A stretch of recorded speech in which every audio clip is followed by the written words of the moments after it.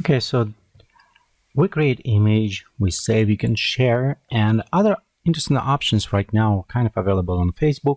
You can actually create somewhat simulated 3D look on your picture, which is add additional depth. And if you remember, we save this Z map, and we can use this Z map on many different levels. We can use it inside the Photoshop to set our focus lens if we want to blur or something. But what I want to do is save and prepare this Z map, how we can use it inside the, for example, Facebook to enhance and creating 3D image. So right here we have our map we created. The one is important to understand in Facebook how they work.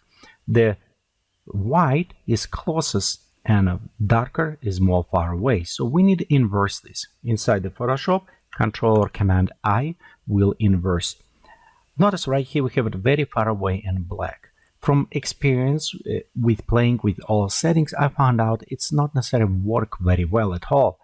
It's become too much far apart to distraction, and so we want to actually kind of shrink this to bring closer. To do this, we'll go to create a levels, and inside the levels what we need to do is take this black and bring closer. You see how it's become? Of course we lose some of the depth we have it around, but if we bring closer and after compress a little bit more,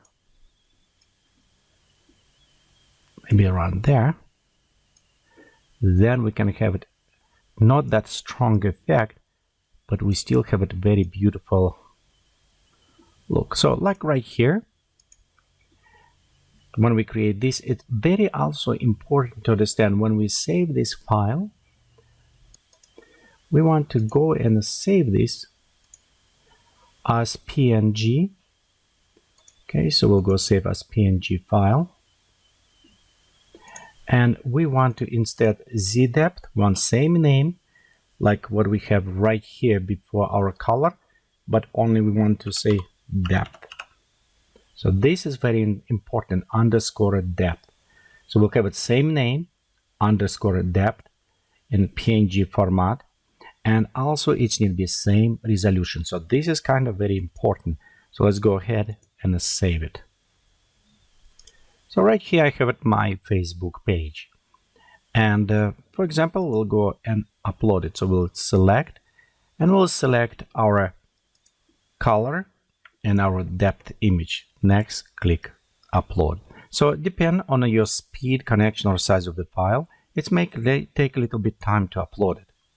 Okay, when it's done uploading, it will switch and you can see it's creating 3D photo. So the Facebook did recognize those two images, extensions, it recognized their similarity, and now it's preparing for us to do a 3D photo.